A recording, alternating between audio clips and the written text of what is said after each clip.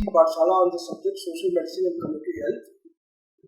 And we shall be discussing National Vector-Borne Disease Control Program. Two important components of this program, Filaria and Kala-Azar, in this session. And this belongs to the paper National Health Policies and Programs. This has been developed by a team comprising of myself, Professor Devendra Kumar Taneja, Ramesh Verma is the content writer, and Dr.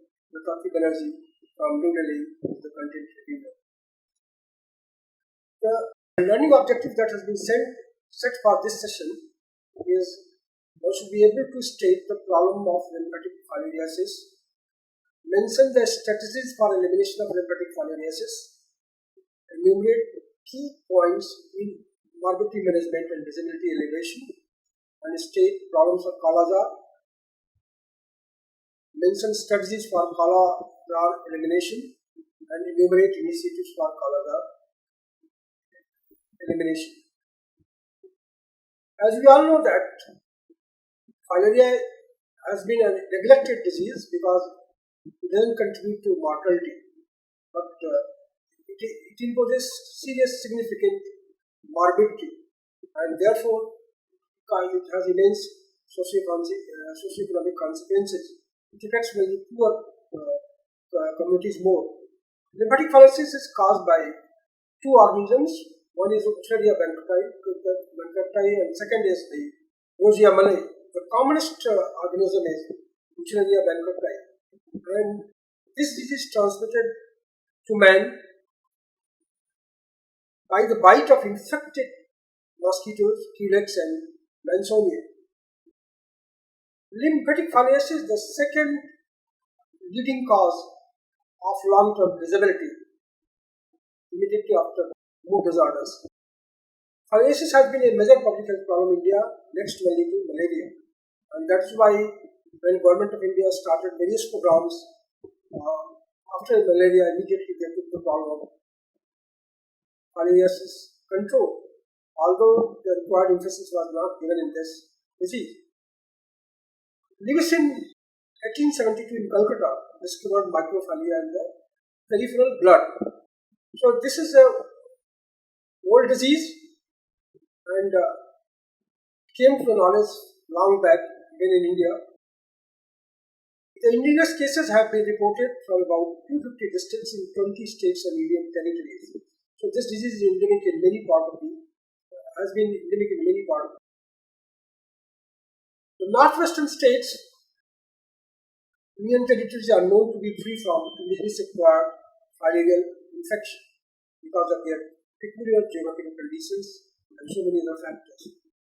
The filaria cases have been recorded from Andhra Pradesh, Assam, Bihar, Chhattisgarh, Goa, Jharkhand, Karnataka, Gujarat, Kerala, Madhya Pradesh, Maharashtra, Odisha, Tamil Nadu, Uttar Pradesh, West Bengal, Pondicherry, Andaman and Nicobar Islands, Daman and Diu, Dadra and Nagar Haveli, and Lakshadweep.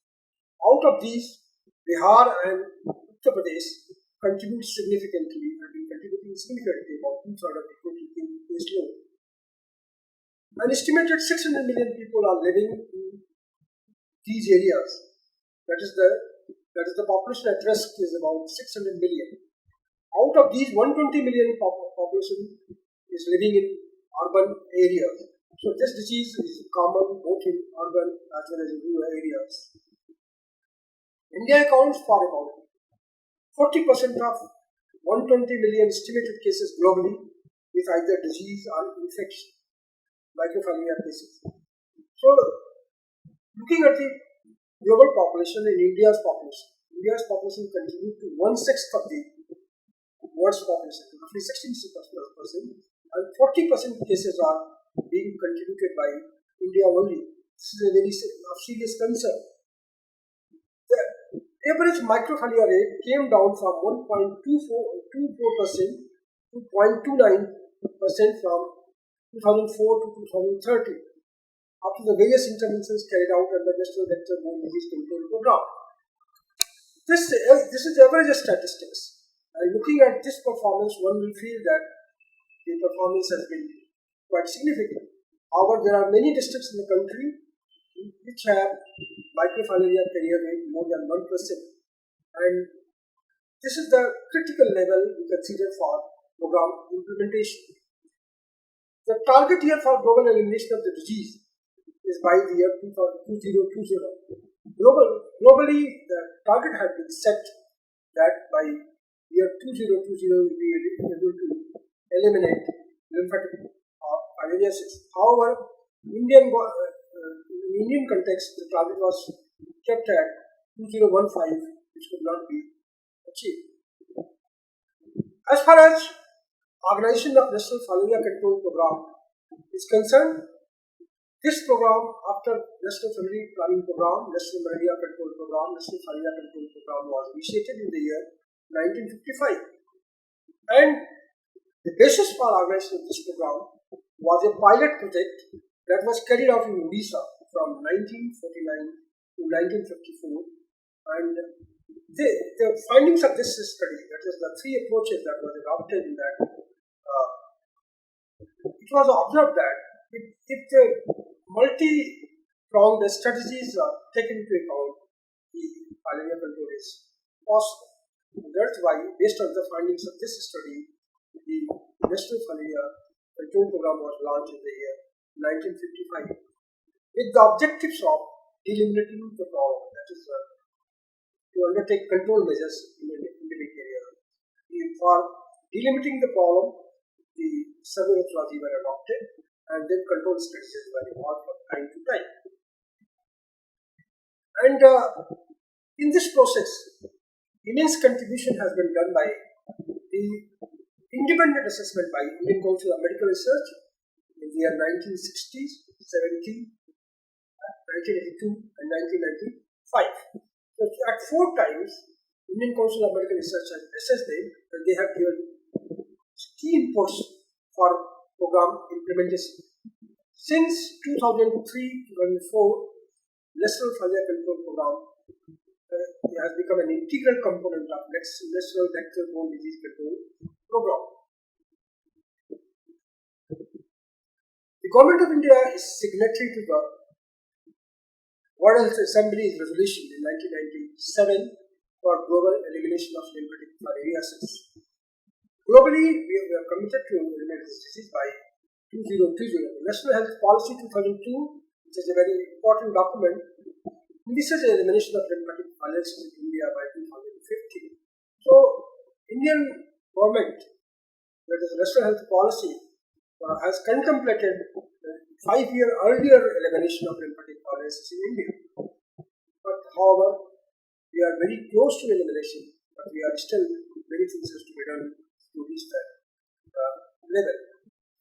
Now, as far as strategy for elimination of lymphatic filariasis is concerned, based on the studies carried out in various parts of the country, Lakshadweep, Andhra Pradesh, then in one study in UP, and from other places, it was found from those studies that the mass drug administration of single dose of DEC has reduced significantly the microfilaria carrier rate, and that therefore the first strategy that was adopted from 1996 onwards, that annual mass drug administration of single dose of DEC plus albendazole for a minimum of 5 years or more to the eligible population, except pregnant women, children less than 2 years of age, and seriously ill patients, to interrupt transmission of the disease.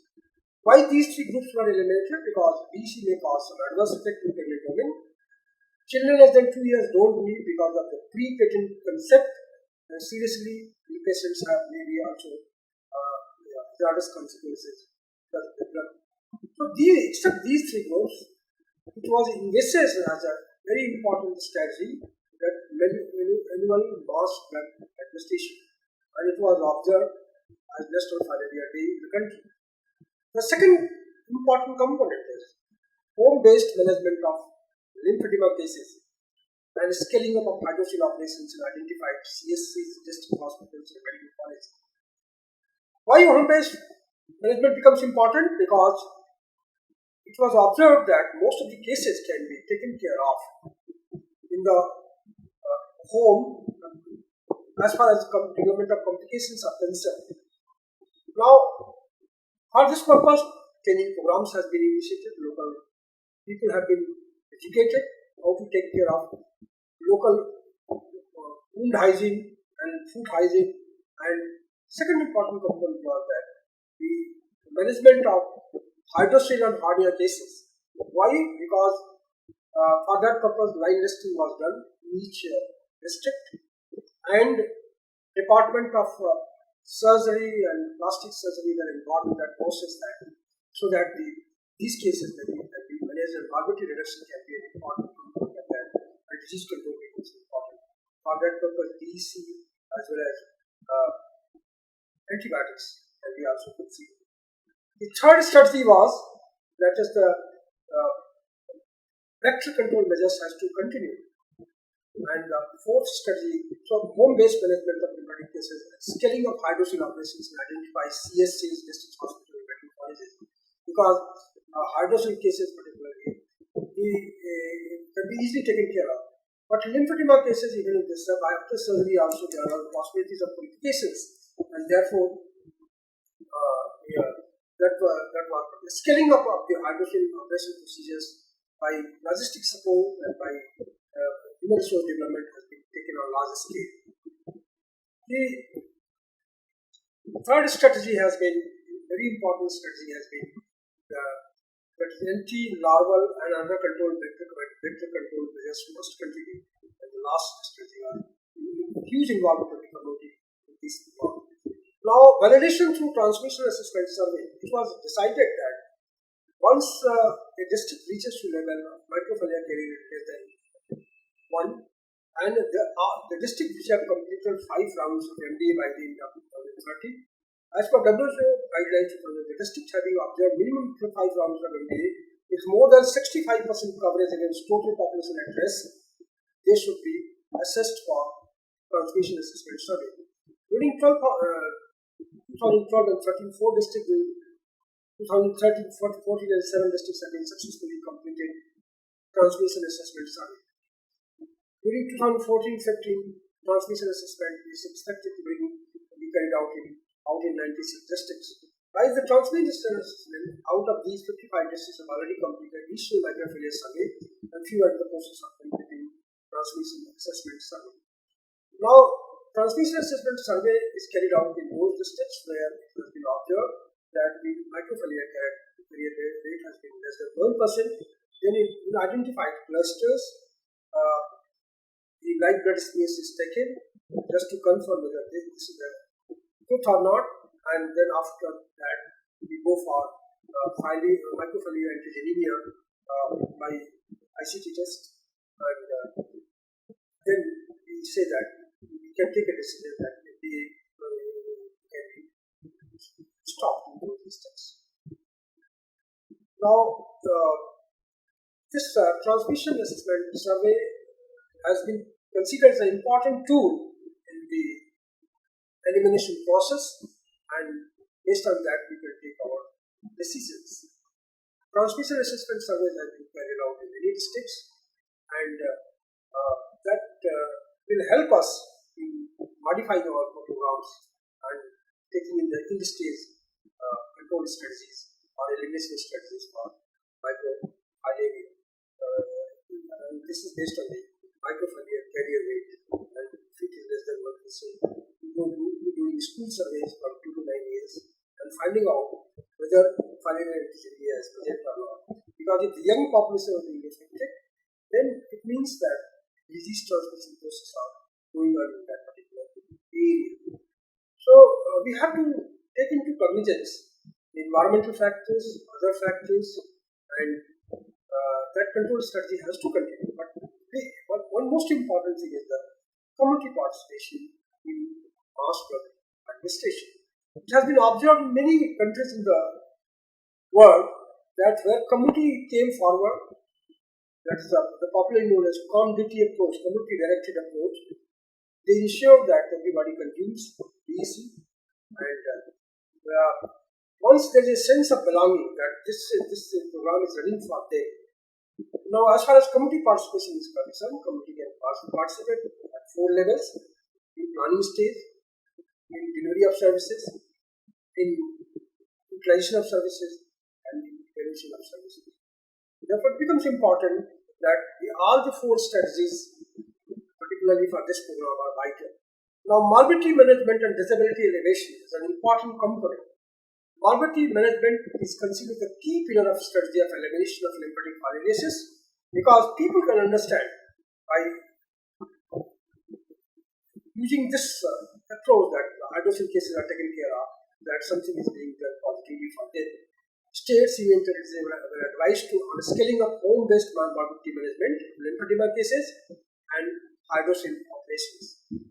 The states, union territories were also advised for line listing of lymphedema and hydrocele cases in the districts, as I have said earlier, and demonstration and training of simple food hygiene to affected person and motivate them for self-practice and also motivate them for surgical interventions to hydrocele cases. There is a backlog in the country. The endemic states reported 8 lakh lymphedema cases and 4 lakh cases of hydrocele. Initiatives have been taken that these cases are being taken care of. The state union territories have reported that they have done 1,10,842 hydrocele operations since 2004. Different states also have initiated management of epidemics by demonstrating home-based food hygiene methods to patients at local levels. This is very important because once it is taken up, then this can be done on day-to-day basis, and the complications of lymphedema or infections and other things can be taken care of by cases. Certainly, the cases needs also need to be treated by DC for 12 days and also antibiotics. DC will go for 6 milligram per day. Now, just to conclude what has happened, that though we started in the Filaria control program in 1955, we multi-pronged the strategy that now, depending on 4 issues: organization of National Filaria Day, disease management, ongoing vector control programs to be continued, and involving community at large. There is a way to successful elimination of lymphatic filariasis. The point that is important that MDA was taken at a very low profile. MDA, National Filaria Day, was to be observed once in a year, but at many places the coverage were so low that it continued for, instead of Filaria Day, it continued for Filaria weeks and sometimes months. So that enthusiasm which we have seen in Pennsylvania program and other programs could not be seen in this disease. Now we are going to discuss about one other component of the National Vector-Borne Disease Control Program, Kala-Azar Control Program. Kala-Azar is a very slow progressing indigenous disease caused by a protozoan parasite of genus Leishmania. It is transmitted to man by the bite of female phlebotomous sandfly. The parasite primarily infects reticuloendothelial system and will be found in abundance in bone marrow, spleen, and liver. They are responsible for various syndromes in humans like Kala-Azar or distal leishmaniasis, cutaneous leishmaniasis, mucocutaneous leishmaniasis, anthropolytic cutaneous leishmaniasis, zoonotic cutaneous leishmaniasis, post-Kala-Azar dermal leishmaniasis. Among these post-Kala-Azar dermal leishmaniasis serves as the source of infection in majority of cases. In India, distal leishmaniasis is still an important disease. Post-Kala-Azar dermal leishmaniasis is a condition where Leishmania donori invades skin cells, resides and develops there and manifests as dermal lesions. This disease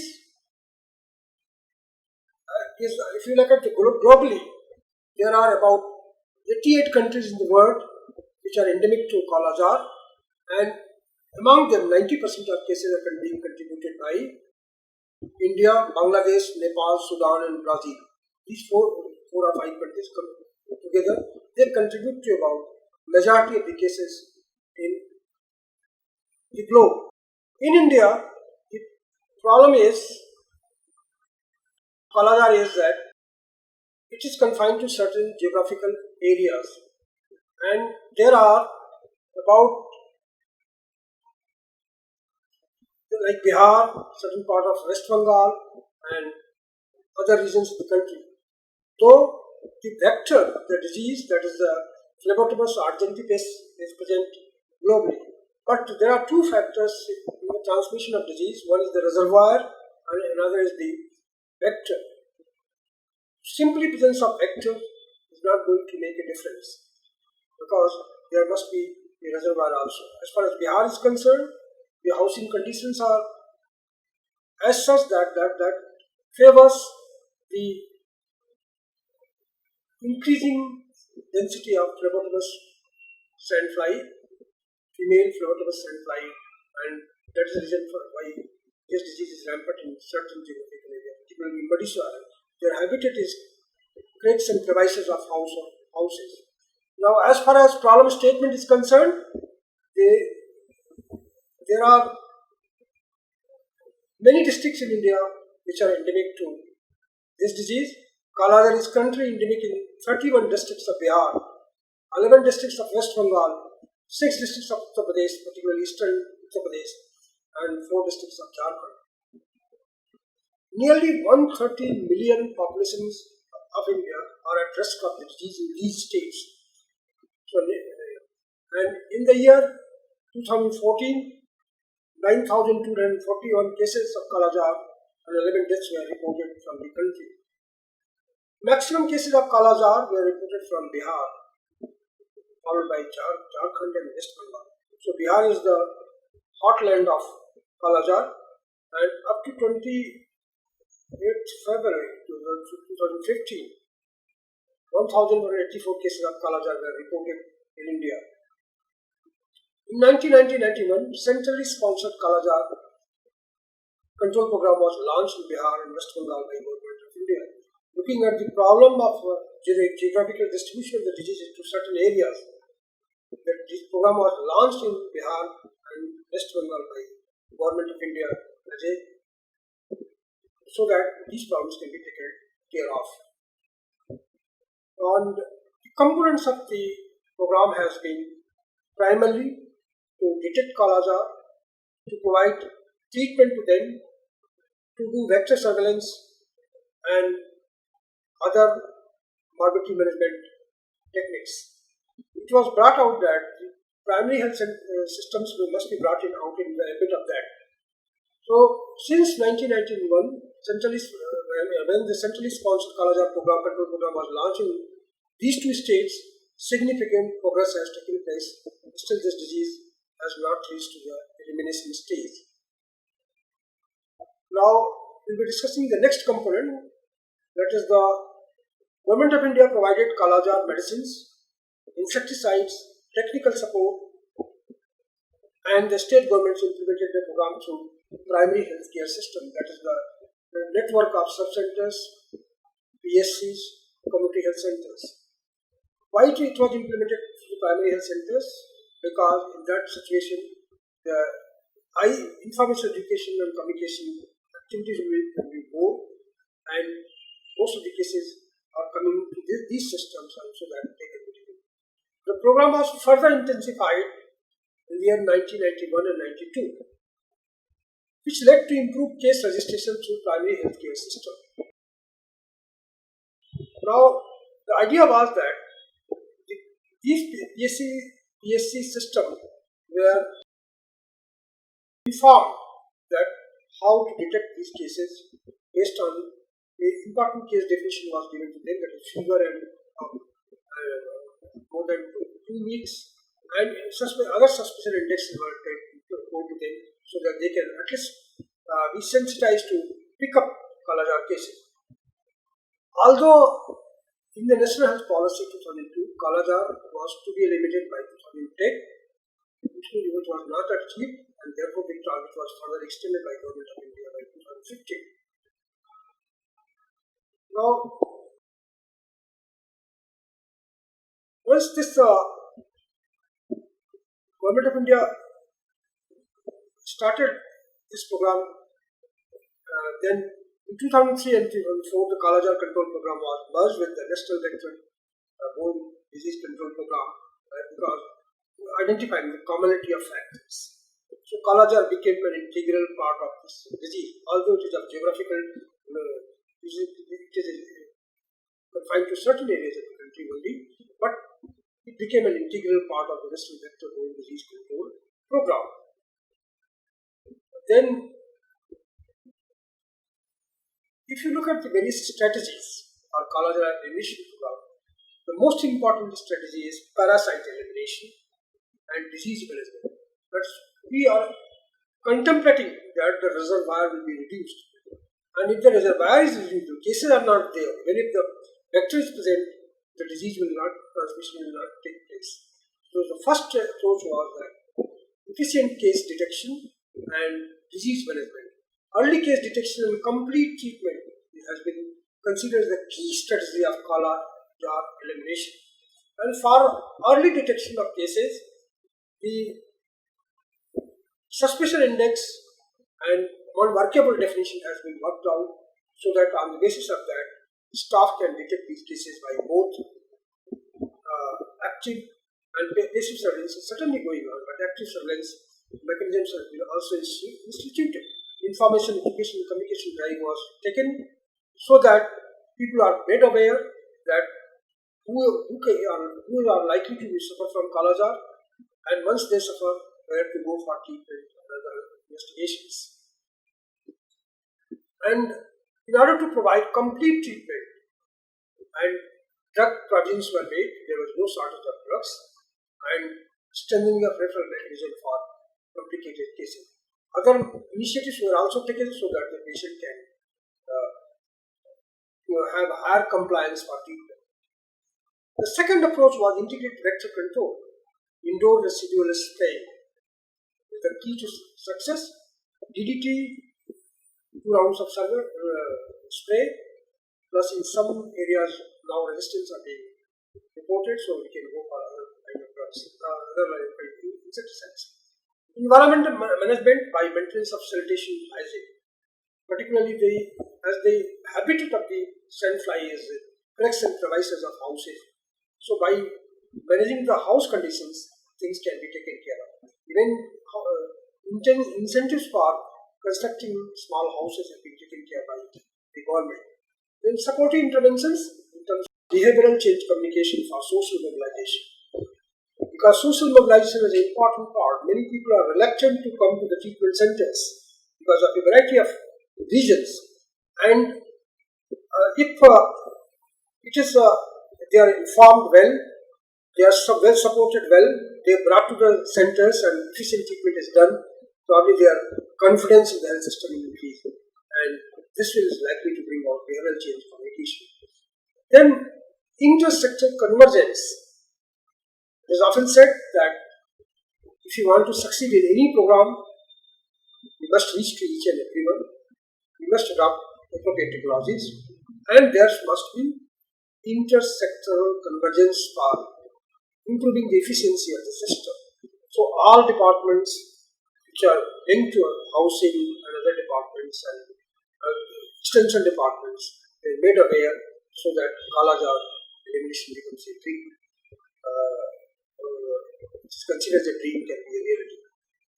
Capacity building by training of the staff from different levels of care, from sub-center, from PSC, from community health center, district, and as well as community volunteers, including ASHA, social health activists, because they have opportunities to visit many places, and if they are aware about the suspicion index of Kala-Azar, they can catch those cases and bring to the system.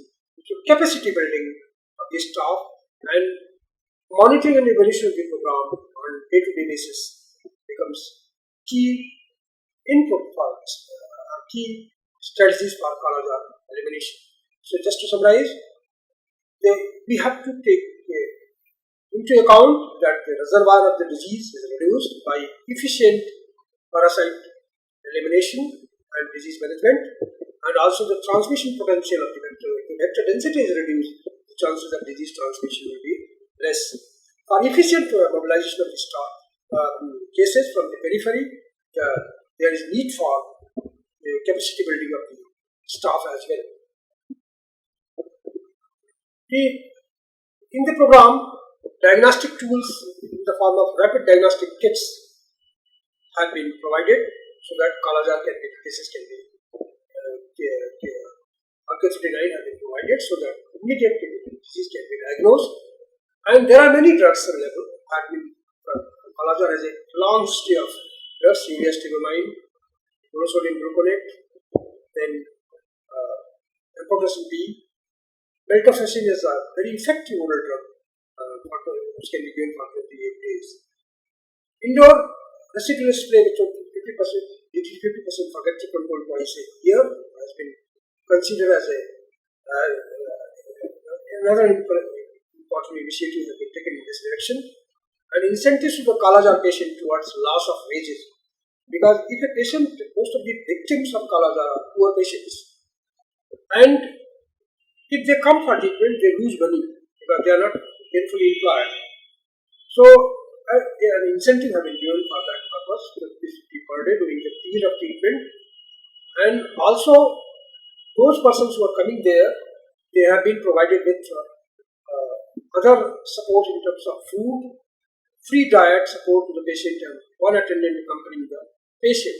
The purpose was that so that the compliance to the drugs and complete treatment becomes the key to success, because one of the problems is that most of the cases don't complete the entire course of therapy. Incentives to ASHA for rupees 20 for per patient, rupees 50 for referring a suspected case, of rupees 150 after completion of treatment after confirmation through rapid diagnostic kits. So, incentive-based schemes at the periphery have been launched so that the cases from the periphery can be brought out to the test. Government was also conscious of the fact that if you want to succeed in this particular program, then we need to have the involvement of consultants or technical supervisors. And for this purpose, support to states for engaging 46 consultants and 276 Kala-Azar technical supervisors in 46 this year under the World Bank supported project has been initiated in this program, so that these experts can provide technical inputs from time to time. So, as we see that for these two important diseases, Filaria and the Kala-Azar, which are contributing,